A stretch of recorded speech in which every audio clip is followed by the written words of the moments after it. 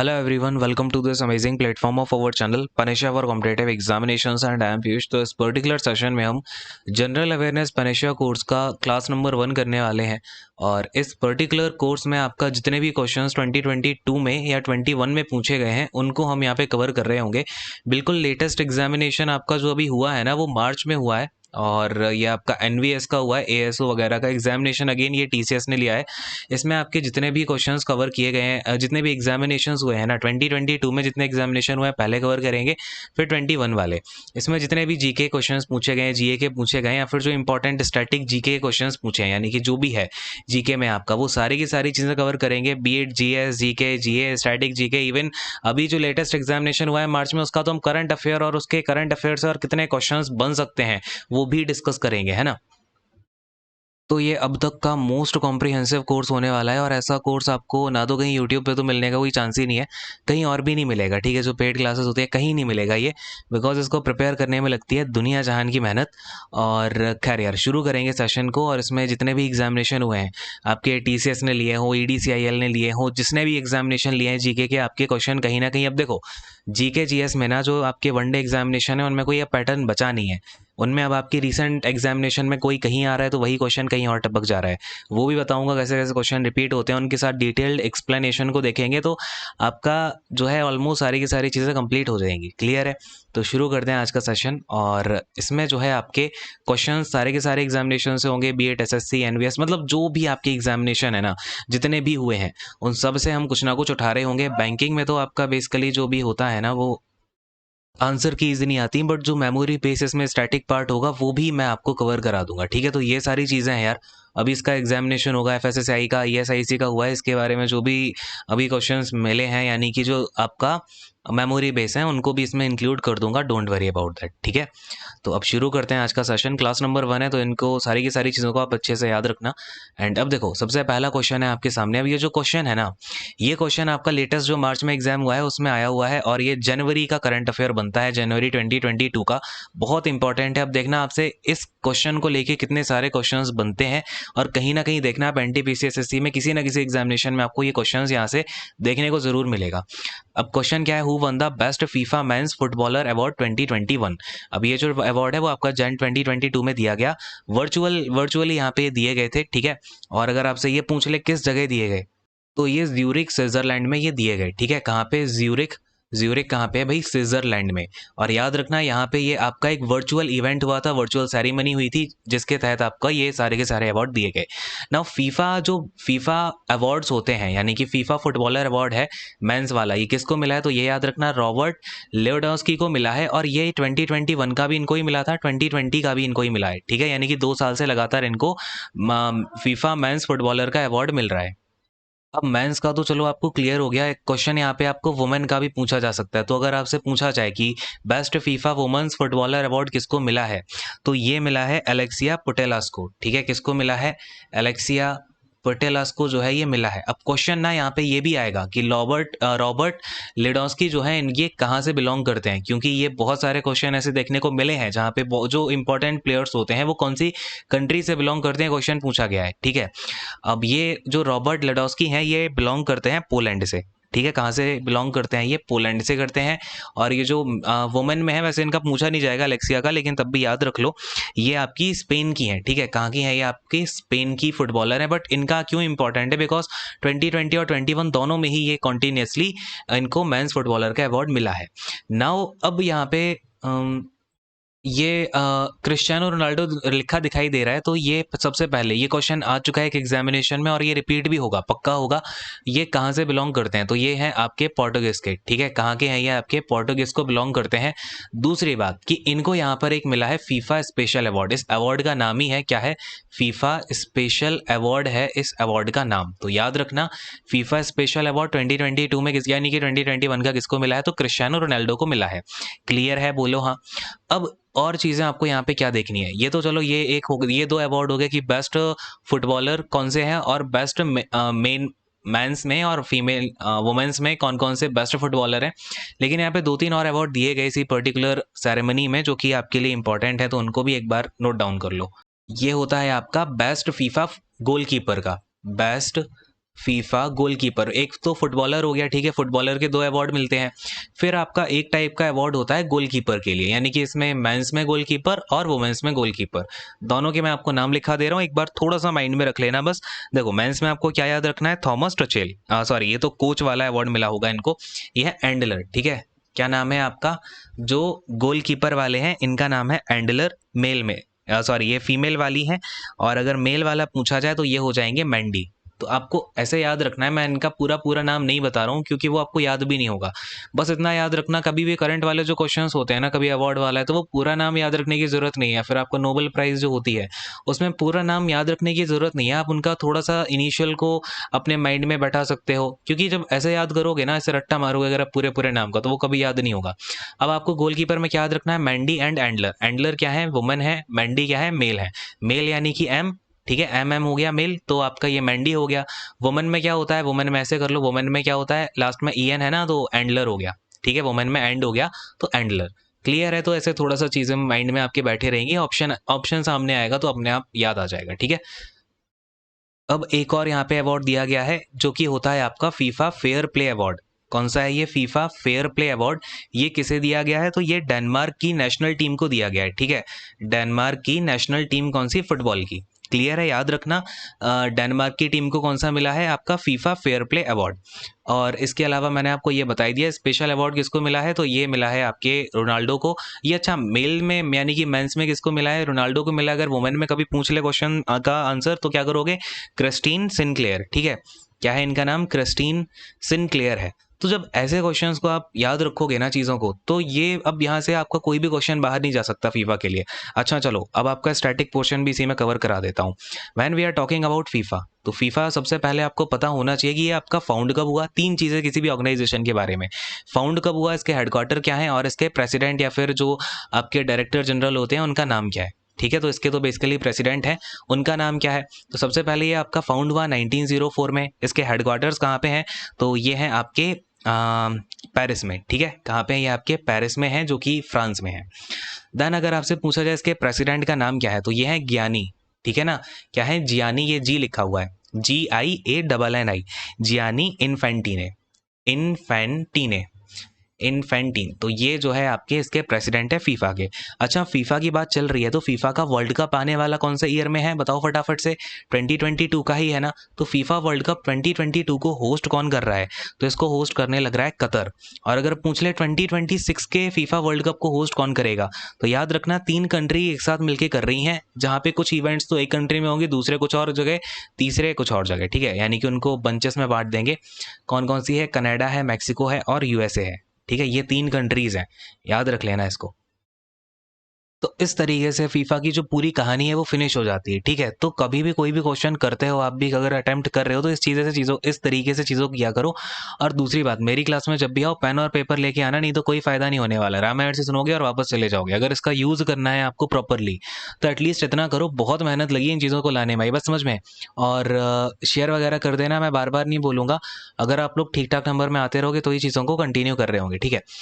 अब नेक्स्ट वाले क्वेश्चन पे आते हैं। ये वाला जो क्वेश्चन है ना यार, ये वाला क्वेश्चन बहुत अभी बार बार क्वेश्चन ये देखने को मिल रहा है।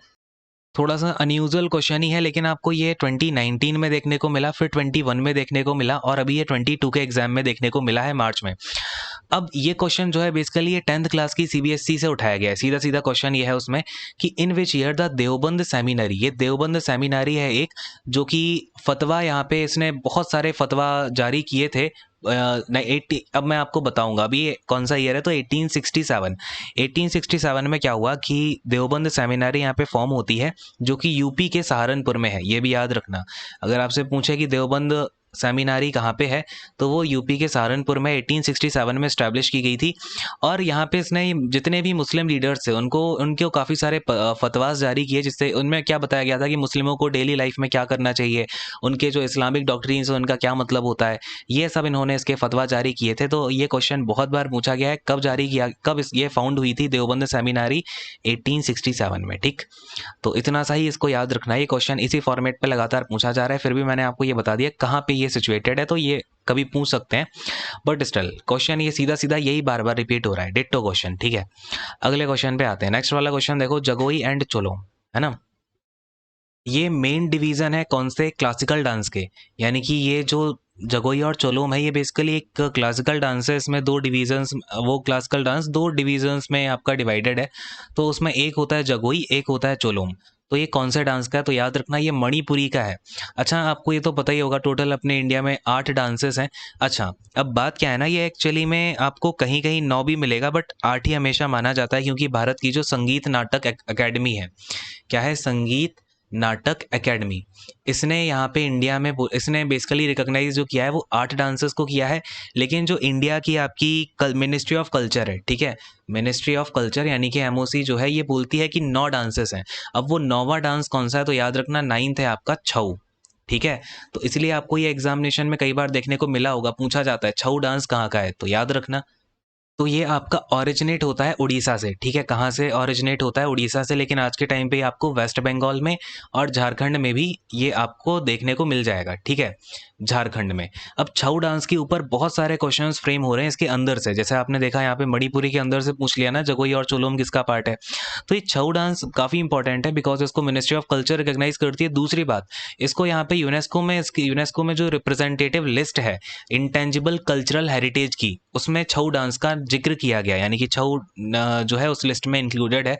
तो अब देखो, अब इसके बारे में जितनी बातें बता रहा हूँ याद रखना, कहीं ना कहीं ये ज़रूर आपका क्वेश्चन देखने को मिलेगा यहाँ से। छऊ डांस के 3 प्रकार हैं, यानी कि 3 काइंड का होता है छऊ डांस। एक होता है आपका सराई केला करके, क्या होता है, सराई केला करके होता है। दूसरा होता है मयूरभंज, ठीक है, मयूरभंज वाला ये जो टाइप है ना, यही मोस्टली देखने को मिलता है आपका वेस्ट बंगाल में। देन आता है पुरुलिया। मयूरभंज और पुरुलिया ये दोनों वेस्ट बंगाल और झारखंड में देखने को मिलते हैं, बट सरायकेला आज के टाइम पे भी उड़ीसा में देखने को मिलता है। तो अगर आपसे कभी ये पूछ लिया जाए ना, पुरुलिया क्या है, मयूरभंज क्या है, सरायकेला क्या है, ये सभी के सभी छऊ डांस के ही काइंड हैं, यानी कि पार्ट्स हैं। दूसरी बात कि ये जो छऊ डांस होता है ना, इसमें मास्क का यूज़ करते हैं, ठीक है, किसका यूज़ करते हैं, मास्क का, यानी कि मुखौटे का। लेकिन यहाँ पे ये जो आपका मयूरभंज वाला पार्ट होता है, मयूरभंज डांस होता है, इसमें हम मास्क का यूज़ नहीं करते। वैसे छऊ डांस के जितने भी पार्ट्स हैं या फिर जितने भी इसके नरेशंस होते हैं, यानी कि कोई भी डांस होता है ना, तो उसमें ना नरेशन किया जाता है, किसी भी कहानी को पोर्ट्रे करते हैं, तो उसमें ये मास्क पहन के करते हैं। लेकिन मयूरभंज वाला जो इसका काइंड है, टाइप है, इसमें मास्क नहीं लगाते हैं। क्यों बता रहा हूँ, आजकल इतनी छोटी छोटी माइन्यूट डिटेल क्वेश्चन में आ रही है, ये इंपॉर्टेंट बहुत है, क्योंकि आपको पता होना चाहिए संगीत नाटक एकेडमी इसको क्लासिकल डांस मानता नहीं है, लेकिन मिनिस्ट्री ऑफ कल्चर मानता है कि ये क्लासिकल डांस है। यूनेस्को में भी, यूनेस्को की intangible list of cultural heritage, उसमें इसका नाम जो है दर्ज किया गया है, ठीक है। तो आई होप आपको कुछ ना कुछ चीज़ें क्लैरिफाइड हुई होंगी। बोलो, माइंड में घुस गया क्या सब कुछ, याद कर लोगे इतनी सारी बातें, ठीक है। और एक चीज़ और इसमें क्वेश्चन पूछा गया है, छऊ वर्ड का मीनिंग क्या है, तो इसका मीनिंग होता है शेडो, ठीक है, शेडो यानी कि छाया। तो एक क्वेश्चन ये भी आपका आया हुआ है एग्जामिनेशन में, और ये स्टेट एग्जाम में आया था किसी, ठीक है। तो कई सारी चीज़ें मैं आपको एक ही में करा देता हूँ, सो दैट आपको कई सारी डिटेलिंग मिल जाए एक ही जगह, ठीक। और ये तो मुझे बताने की ज़रूरत है नहीं, सत्तरिया कहाँ का है, आसाम का है। और चलो कमेंट करके बताओ मोहिनी अट्टम कहाँ का है, ओडिसी तो खैर सबको पता ही है, सत्तरिया बता दो, और मोहिनी अट्टम बताओ ये कहाँ कहाँ के डांसेस हैं। अच्छा, अब इससे मुझे एक क्वेश्चन और याद आ रहा है, जो कि यहाँ पे इसका जिक्र नहीं है, भरतनाट्यम का। तो देखो, भरतनाट्यम तो आपने नाम बहुत बार सुना होगा, भरतनाट्यम, लेकिन भरतनाट्यम को ही 2 नामों से और जानते हैं। जब भी ये लिख के आ जाता है बच्चे बहुत कंफ्यूज हो जाते हैं। तो इसके नाम होते हैं, एक तो सदीर करके भी इसको ही बुलाते हैं भरतनाट्यम। अगर पूछा जाए सदीर कहाँ का डांस है, तो क्या बोलोगे, ये तमिलनाडु का ही डांस है, और भरतनाट्यम का ही दूसरा नाम होता है सदीर। और इसको दासी अट्टम के नाम से भी जानते हैं, ठीक है, दासी अट्टम। तो ये चीज़ याद रख लेना। और ठीक है, बस अभी इतना ही करते हैं डांसेस में, और बाकी की चीज़ें जैसे जैसे आएंगी कवर कर लेंगे। वैसे मोस्टली चीज़ें आपकी आजकल आज के टाइम पे यहीं से पूछी जा रही हैं क्लासिकल डांसेस में, ठीक है। बाकी का जो फोल्क डांस होगा वो आगे कवर करेंगे। नाउ ये वाला क्वेश्चन देखो, बहुत अच्छा क्वेश्चन है, और अभी न्यूली आया ये क्वेश्चन मार्केट में, तो ये बहुत घूमेगा, आगे आने वाले बहुत सारे एग्जामिनेशंस में आपको ये क्वेश्चन देखने को मिलेगा अब। तो अच्छा, ये 14 वगैरह कुछ नहीं है, इसको थोड़ा सा निग्लेक्ट कर देना। देखो क्या क्वेश्चन पूछ रहा है, network of long fibres that make up the cell's structural framework. अब समझ नहीं आया हिंदी वाले बच्चों को, तो कोई दिक्कत वाली बात नहीं है, अब समझना बेसिकली क्या बोल रहे हैं। अब आपने देखा आपके शरीर में क्या होता है, कंकाल होता है ना एक, पूरा बॉडी का जो ढांचा है वो एक कंकाल के ऊपर, आपका जो स्केलेटन सिस्टम है, कंकाल तंत्र है, उसके ऊपर बना हुआ है। तो ऐसे ही जो सेल होती है, उसका जो एक सेल का जो स्ट्रक्चर है ना, उसको कौन फ्रेम करता है, यानी कि सेल के अंदर क्या होगा, किस जगह कौन सी ऑर्गेनली यहाँ पे आपकी फिट होगी। ऐसा नहीं है कि सेल में कहीं भी कुछ भी पड़ा होता है। सेल का भी एक पर्टिकुलर स्ट्रक्चर होता है और उसके अंदर कौन सी ऑर्गेनली कहाँ पे प्लेस करनी है, कहाँ पे साइटोप्लाज्म होगा, है ना, किस तरीके से आपका कौन सी चीज़ कहाँ जाने वाली है सेल के अंदर, उसको क्या बोला जाता है, उस पूरे स्ट्रक्चर को जो मेंटेन करता है उसे बोलते हैं साइटोस्केलेटन। ठीक है, इतनी सी बात क्लियर, बोलो हाँ। अच्छा, अब ये जो ऑर्गेनलीज होती हैं, कौन कौन सी ऑर्गेनली हैं, इसके बारे में मैंने आपको पूरा लेक्चर दिया हुआ है, जाके जनरल साइंस का जो डीएफसीसीएल के अंदर एक प्लेलिस्ट होगी, डीएफसीसीएल जनरल साइंस करके, लेकिन वो जनरल साइंस एक बार कर लोगे ना तो आपको लाइफ में कभी जनरल साइंस करने की जरूरत नहीं पड़ेगी। जो जो टॉपिक उसमें मैंने कवर करा दिया उसमें जाओगे आपको सब समझ आएगा कि ऑर्गेनलीज क्या होती हैं और लाइसोसोम क्या है, माइटोकॉन्ड्रिया क्या है, गोल्गी एपरेटस, बहुत कुछ बता रखा है। ठीक है, तो बेसिकली अब यहाँ पे आपको एक बात देखनी है कि यूकैरियोट्स मैंने आपको बताए हैं, प्रोकैरियोट्स बताए हैं। ठीक है, तो जो यूकैरियोटिक, अब प्रोकैरियोट में तो कोई ज़्यादा स्ट्रक्चर होता नहीं है, बेसिक सी चीज़ें होती हैं, लेकिन जो यूकैरियोटिक साइटोस्केलेटन होता है, यानी कि यूकैरियोटिक सेल्स का जो साइटोस्केलेटन होता है, इसके मुख्य 3 पार्ट होते हैं। ये क्वेश्चन आएगा अब। ठीक है, कितने टाइप होते हैं? 3 टाइप होते हैं, जिसमें कि आपका क्या क्या नाम है। तो एक होता है आपका माइक्रोफिलामेंट। ठीक है, क्या होता है आपका? एक होता है माइक्रोफिलामेंट। दूसरा जो इसका पार्ट होता है, यानी कि 3 पार्ट्स हैं बेसिकली, दूसरा पार्ट इसका हो जाता है अपना, क्या बोलते हैं उसको, फिलामेंट्स, जो इमीडिएट होते हैं। ठीक है, इमीडिएट फिलामेंट्स, इमीडिएट फिलामेंट्स। और तीसरा वाला जो इसका पार्ट होता है, इसे बोला जाता है माइक्रोट्यूब्यूल्स। ठीक है, माइक्रोट्यूब्यूल्स। तो ये जो है 3 पार्ट से मिलके बनता है आपका साइटोस्केलेटन, जो कि एक किसी भी सेल का स्ट्रक्चर बनाता है। क्लियर है? यहाँ तक कोई डाउट, दिक्कत, परेशानी तो है नहीं? अच्छा, ये यार लाइसोसोम से आजकल ये तो पता ही है सबको, ये सुसाइडल बैग होते हैं, इनकी जो भी कहानी है, लेकिन ये याद रखना लाइसोसोम को यहाँ पे डिस्कवर किसने किया, तो ये क्रिश्चियन डे ड्यूव ने किया था। ठीक है, कौन थे भाई? Christian de Duve. ये रिसेंटली क्वेश्चन ये बन रहा है लाइसोसोम से, तो थोड़ा सा याद रखना है इसको। ठीक है, और ये 1950s के टाइम 1949 में इन्होंने इसको डिस्कवर किया था। चलिए खैर, अगले वाले क्वेश्चन पे आते हैं। नेक्स्ट वाला देखो फटाफट से यार, हद इंपॉर्टेंट क्वेश्चन है ये। देखो यहाँ पे क्या पूछ रहा है, एज पर RBI guidelines payment bank in India as on January 2022 need to have a minimum paid up capital of.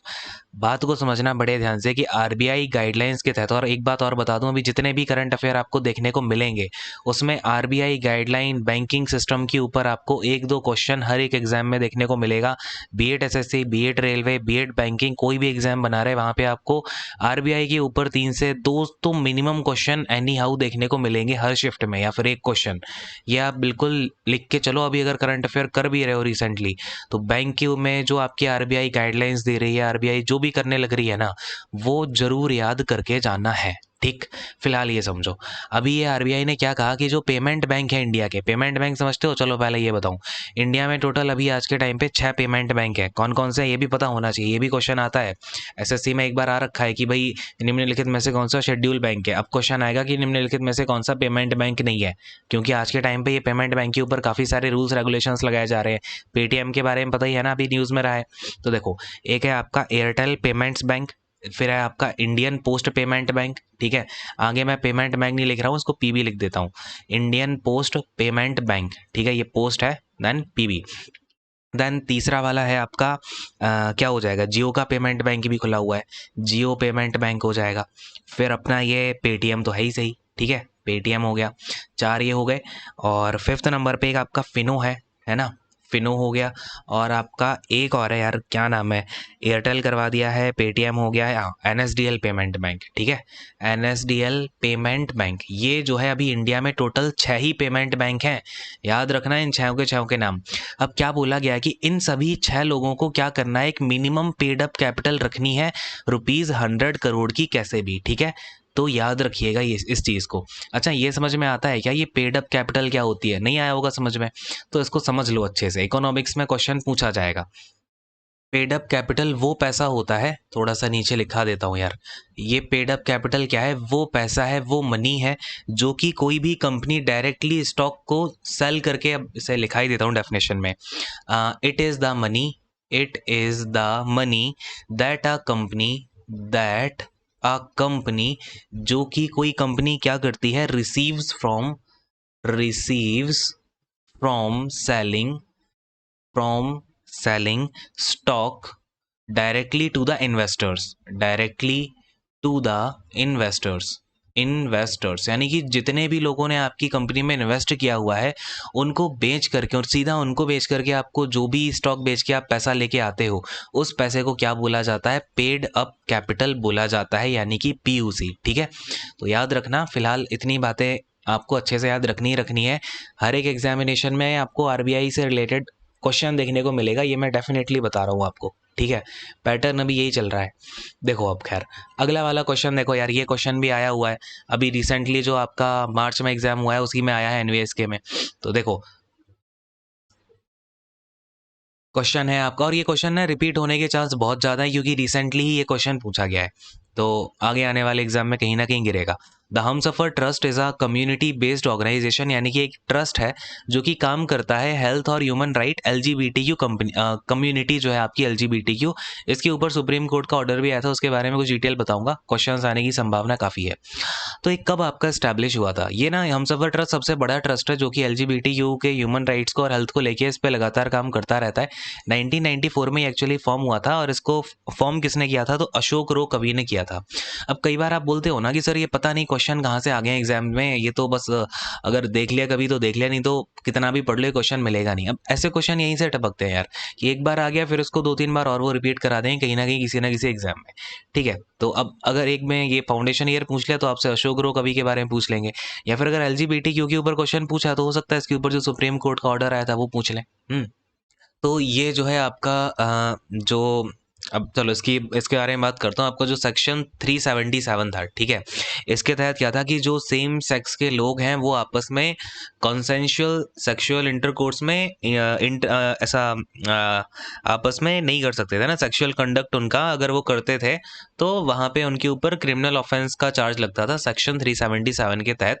लेकिन यहाँ पे एक बेंच थी सुप्रीम कोर्ट की, और उसके जो हेड थे उनका नाम याद रखना, दीपक मिश्रा। ठीक है, दीपक मिश्रा जो है इस बेंच के सुप्रीम कोर्ट में इन्होंने ये फैसला बेसिकली सुनाया था। जो सीजेआई थे उस टाइम पे, कॉन्स्टिट्यूशनल बेंच को हेड इन्होंने किया था, सीजेआई थे उस टाइम पे। और इन्होंने क्या किया, ये जो 377 की धारा थी इसको डीक्रिमिनलाइज कर दिया। ठीक है, डीक्रिमिनलाइज यानी कि इन्होंने क्या यहाँ पे डिसीजन सुनाया कि अगर आप प्राइवेटली सेक्सुअल कंडक्ट होता है from in the same sex, यानी कि एक सेम लिंग के बीच में अगर ऐसा होता है तो ये कोई क्रिमिनल ऑफेंस नहीं है सेक्सुअल कंडक्ट, अगर वो कॉन्सेंशुअल होता है यानी कि उनकी मर्जी से होता है। तो इसको डीक्रिमिनलाइज कर दिया गया था सेक्शन 377 को। That was the whole thing. यही आपसे क्वेश्चन पूछा जाएगा, इससे ज्यादा कुछ नहीं पूछा जाएगा। ठीक है, तो आई होप क्लैरिटी आ गई होगी। अगले क्वेश्चन पे आते हैं। नेक्स्ट वाला क्वेश्चन देखो, which of the following articles of the Indian constitution is related to the duration of the houses of parliament. अब ये जो है आपके लिए, अब देखो आर्टिकल्स में वो बेसिक तो सबको ही आता है कि भाई फंडामेंटल राइट पढ़ लिए, डीपीएसपी के पढ़ लिए, राज्यसभा का पढ़ लिया, लोकसभा का पढ़ लिया, प्रेसिडेंट देख लिया, पीएम देख लिया, है ना, ये सारे ही लोग देख के जाते हैं। बट आजकल जो आपके आर्टिकल्स हैं वो या तो आपको कहीं ना कहीं कोई कमेटी से आ जाएंगे, या फिर आपको कोई पर्टिकुलरली ऐसे ड्यूरेशन से आ गए, तो थोड़े से हटके जो है आर्टिकल्स दिए जा रहे हैं, तो इनको भी याद रखना है। ठीक है, तो एक एक करके सारे ही आर्टिकल्स की बात कर लेते हैं। यहाँ पे आर्टिकल 76 किसके बारे में बताता है हमें, अटॉर्नी जनरल ऑफ इंडिया। ठीक है, अटॉर्नी जनरल ऑफ इंडिया क्या होता है बेसिकली, ये है आपका highest law officer of India. अगर आपसे क्वेश्चन कभी ऐसा भी पूछा जाता है ना कि highest law officer of India कौन है, highest law officer of India, तो ये है आपके attorney general of India, that is in article 76। ठीक है, यही आपके प्राइमरी लॉयर भी हैं। अगर कभी भी यूनियन गवर्नमेंट को, देखो कभी भी आपकी जो सेंट्रल गवर्नमेंट है, यूनियन गवर्नमेंट है, इसको कोर्ट में इसको जो प्रेजेंट करेंगे या रिप्रेजेंट करेंगे वो कौन होंगे, जो आपकी बेसिकली एजीआई है, यानी कि अटॉर्नी जनरल ऑफ इंडिया है, अटॉर्नी जनरल ऑफ इंडिया। आज के टाइम पे कौन है, चलो बताओ करंटली एजीआई कौन है इंडिया के। आंसर करो फटाक से, नहीं आ रहा है तो जाके सर्च करो। आई बात समझ में, अगर ये छोटी मोटी बातें भी नहीं पता है ना तो आके उल्टा लटकाऊंगा वहीं के वहीं। आई बात समझ में, ये छोटी मोटी बातें पता होनी चाहिए। नाउ अटॉर्नी जो जनरल ऑफ इंडिया होते हैं उनकी एलिजिबिलिटी क्या है, ये क्वेश्चन बहुत आता है। सबसे पहले तो इनको अपॉइंट कौन करता है, तो इनको अपॉइंट करते हैं प्रेसिडेंट, और ये प्रेसिडेंट राय लेता है यहाँ पे गवर्नमेंट की, क्योंकि अल्टीमेटली गवर्नमेंट को ही रिप्रेजेंट करने वाले हैं ये। ठीक है, तो प्रेसिडेंट इनको अपॉइंट करते हैं। नाउ इनकी एलिजिबिलिटी क्या है कि ये जो है सबसे पहले तो इंडियन सिटीजन होने चाहिए। दूसरी वाली जो इनकी एलिजिबिलिटी है है कि इन्होंने हाई कोर्ट में आपका या तो 5 साल तक जज के रूप में ये रहे हो, या फिर आपका हाई कोर्ट में 10 साल तक इन्होंने ये एज अ लॉयर रहे हो। ठीक है, ध्यान से देखना, 5 ईयर्स एज अ जज, या फिर 10 years in the high court as a lawyer. Clear है? और ये आपका एक चीज़ और होती है कि आपसे अगर कभी क्वेश्चन पूछा जाए कि जो ऐसा पर्सन जो कि सुप्रीम कोर्ट का जज बनने के लिए एलिजिबल हो, हम उसे किस और पोजीशन पर अपॉइंट कर सकते हैं, तो वही आपका आंसर क्या हो जाएगा, अटॉर्नी जनरल ऑफ इंडिया। यानी कि जो पर्सन सुप्रीम कोर्ट का जज बनने के काबिल होता है, वही आपका अटॉर्नी जनरल ऑफ इंडिया बनने के काबिल भी होता है। ठीक है, इतनी सी बात आप याद रखिएगा। चलो खैर, ये हो गया। अब ये हमें यहाँ पे आर्टिकल 93 दिख रहा है। बेसिकली ये जो आर्टिकल्स होते हैं, थोड़ा सा नीचे आते हैं यार, देखो पूरी एक, देखो अब जितनी भी चीज़ें बता रहा हूँ ना मैं आपको, ये बहुत ही क्रिस्प मैनर में बहुत ज़्यादा चीज़ें बता रहा हूँ। अगर इनको याद रखोगे ना तो बहुत सारी चीज़ें अटेम्प्ट कर पाओगे। ठीक है, तो जो भी बता रहा हूँ लिख लो पॉइंट बना के, फ़ायदा देगा। और जितना ज्ञान देता हूँ ले लो यार, पता नहीं कब तक ही दे पाऊंगा। ठीक है, तो देखो आर्टिकल नंबर 93 से लेकर के आपका आर्टिकल नंबर 96 क्या है, इनमें आपका जो स्पीकर और डेप्यूटी स्पीकर है, स्पीकर एंड डेप्यूटी स्पीकर, इनके बारे में यहाँ पे बताया गया है। डेप्यूटी स्पीकर कहाँ के भाई, स्पीकर लोकसभा के। ठीक है, इनके बारे में यहाँ पे इन चारों आर्टिकल 93, 94, 95, 96, ठीक है, इन चारों आर्टिकल में इनके बारे में ही बताया गया है। पहले वाले में क्या बोला गया ना, यानी कि 93 वाले में क्या बोला है, तो 93 में बोला है कि आपका जो लोकसभा है, इसके किसी भी मेंबर को आप उठा के स्पीकर या डिप्टी स्पीकर बना सकते हो जब ये ऑफिस खाली हो जाएगा। देन 94 में बोला गया है कि आपका जो वेकेशन है, यानी कि जो वैकेंसी आती है ना, यानी कि वेकेशन ऑफ ऑफिस हो गया, या फिर आपका रेजिग्नेशन देना है डेप्यूटी स्पीकर और स्पीकर दोनों के लिए। ठीक है, क्या लिख रहा हूँ ये देखो, रेजिग्नेशन। ठीक है, देन आपका रिमूवल हो गया, या फिर रिमूवल कैसे किया जाता है, तो ये सभी चीज़ें आपकी आर्टिकल नंबर 94 में है, दोनों के लिए ही, स्पीकर और डेप्यूटी स्पीकर दोनों साथ चलते हैं हर आर्टिकल में। ठीक है, ऐसे ही आपका जब 95 आर्टिकल की बात करेंगे तो इसमें आती है power of the deputy speaker, है ना। देखो क्या है बेसिकली, अब बात समझना, यहाँ पे क्या है, डेप्यूटी स्पीकर की या फिर किसी भी स्पीकर की ऐसी किसी भी पर्सन की वो पावर जिसके तहत वो स्पीकर का काम कर पाए। ठीक है, तो ये याद रखना, डेप्यूटी स्पीकर की वो पावर जिसके तहत वो क्या करेगा, स्पीकर की तरह काम कर पाएगा। राइट, और 96 में आपका होता है कि जो स्पीकर है और डेप्यूटी स्पीकर है वो प्रिसाइड नहीं करेगा जब कोई रेजोल्यूशन, उस देखो क्या होता है ना, जब सपोज करो अगर मुझे डेप्यूटी स्पीकर या फिर स्पीकर को ही हटाना है तो उस टाइम पे प्रिसाइड नहीं करेगा ये, है ना, तो यही लिखा हुआ है इसमें। तो बस ये आपके टोटल 4 आर्टिकल्स होते हैं इनसे रिलेटेड। नाउ अगले इस पे आते हैं आर्टिकल नंबर 101 पे। तो अच्छा, ये तो पता है ना स्पीकर आज के टाइम पे ओम बिरला है, अगर जिसको ये भी नहीं पता था ना तो अपने आप उल्टे लटक जाओ आप, आई बात समझ में, मतलब ये भी नहीं पता होगा तो क्या ही करोगे। खैर देखो ये, तो ये basically vacation of seats in parliament के ऊपर होता है, ज़्यादा इंपॉर्टेंट है नहीं, सीट्स इन पार्लियामेंट। ठीक है, ज़्यादा इसमें डिटेल में आपको जाने की आवश्यकता नहीं है। आर्टिकल नंबर 83 देखो, अब ये क्या बोल रहा है कि हाउस ऑफ पार्लियामेंट है उनकी ड्यूरेशन क्या होगी। ठीक है, तो इसका राइट आंसर क्या हो जाएगा अपना आर्टिकल नंबर 83। तो इस तरीके से चीज़ों को पढ़ना होता है कि बहुत सारी चीज़ें आप कवर कर जाओ। और देखो अब क्या हुआ, इन्होंने एक बार अगर 83 पूछ लिया तो हो सकता है आपसे 76 या 93 पूछ लें, इंपॉर्टेंट है दोनों। खैर यार, अगला क्वेश्चन देखो, which of the following is not a salient feature of the constitution of India, कौन सी एक सैलिएंट फीचर नहीं है। तो यहाँ पे अब देखो एक एक करके सारे सारे ऑप्शंस। पहला है ओल्डेस्ट रिटेन कॉन्स्टिट्यूशन ऑफ, यानी कि पूरे दुनिया का सबसे पुराना ये रिटेन कॉन्स्टिट्यूशन है, या जुडिशियल रिव्यू है। अब देखो जुडिशियल रिव्यू तो अलग से दिया गया है अपने कॉन्स्टिट्यूशन में, इंडिपेंडेंस ऑफ जुडिशरी भी है, पार्लियामेंट्री फॉर्म की गवर्नमेंट भी। अब कई बार बच्चे क्या करते हैं ना, जब ये पढ़ते हैं तो यहाँ पे क्या कर देते हैं, ये ओल्डेस्ट को वो समझ लेते हैं कि सबसे बड़ा, यानी कि लॉन्गेस्ट समझ लेते हैं। तो इंडिया का सबसे बड़ा तो है, यानी कि सबसे लॉन्गेस्ट तो है, बट इंडिया का ओल्डेस्ट नहीं है। ओल्डेस्ट या तो आपको ऑप्शन में यूएसए मिलेगा तो यूएसए करना, नहीं तो आपको सैन मरीनो मिलेगा तो सैन मरीनो करना। वैसे इसका 1600 का है, ईयर 1600 का माना जाता है सैन मरीनो का कॉन्स्टिट्यूशन, लेकिन जो यूएसए का है वो रिसेंटली बना हुआ है, तो आज के टाइम पे भी चल रहा है सेम कॉन्स्टिट्यूशन, कोडिफाइड है, तो यूएसए को ही मान लेते हैं। ठीक है, तो ये चीज़ें हैं। आई होप इसमें आपको ज़्यादा कुछ डाउट होगा नहीं। अगले वाले क्वेश्चन पे आ जाते हैं। देखो यार, अब ये कंप्यूटर का क्वेश्चन आ गया। In MS PowerPoint 2010 the new slide button located on the home tab in the slides group can be used to add a new slide. यानी कि बेसिकली मैं बताता हूँ क्या बोल रहे हैं कि कौन से कीबोर्ड शॉर्टकट से आप पावर पॉइंट के अंदर एक न्यू स्लाइड ऐड कर सकते हो। वो कौन सा यहाँ पे आपका क्या है कीबोर्ड शॉर्टकट होता है, ठीक है। तो ये आई होप आपको पता होगा कि ये कंट्रोल प्लस एम से किया जाता है पावर पॉइंट के अंदर, ठीक है। कई बार बच्चे यहाँ पे कंट्रोल प्लस एन करके आते हैं और यहाँ पे नेगेटिव नंबर लेके आ जाते हैं, ठीक है। तो ये गलतियां मत करना, control plus M will be the right answer. अच्छा, मुझे एक बार कमेंट करके और बताना ये आपको शॉर्टकट कीज आती भी हैं कि नहीं आती हैं, फिर आपको ये करानी पड़ेगी मुझे अलग से, क्योंकि कंप्यूटर के क्वेश्चन आपको आने वाले एग्जाम में भी कहीं ना कुछ कंप्यूटर भी देखने को मिलेगा, चाहे वो NTPC का हो जाए, चाहे CGL HSL कुछ भी हो जाए, उसमें शॉर्टकट कीज तो कहीं ना कहीं देखने को मिलेगी ही, चाहे वो आपका FSSAI का एग्जाम हो, इवन बैंकिंग के जो एग्जाम में आपको देखने को मिलेगा UDC में, वो भी आपको ये शॉर्टकट की से देखने को मिलेंगे क्वेश्चंस, ठीक है। तो ये भी मैंने एक दो डाल रखे हैं कंप्यूटर के जो रेलेवेंट क्वेश्चंस हैं, ठीक है। तो खैर यार, आज के सेशन में इतना ही रखते हैं, देखते हैं आपका क्या कुछ रिस्पॉन्स रहता है। एंड फिलहाल एंड करता हूँ। आई होप आपको अच्छा लगा होगा सेशन, काफ़ी कुछ सीखने को मिला होगा। एंड अच्छे से पढ़ते रहिए, मेहनत करते रहिए, एंड ऑलवेज रिमेंबर, मेहनत का कोई सब्सटीट्यूट होता नहीं है। तो मेहनत करते रहो, और मेहनत जो करता है उसको रिजल्ट भी मिलता है।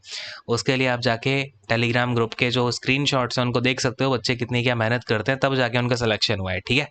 तो उससे मोटिवेट भी रहिए और अच्छे से पढ़ते रहिए। बस एंड करूँगा। Thank you so much, God bless you all, take care and bye bye.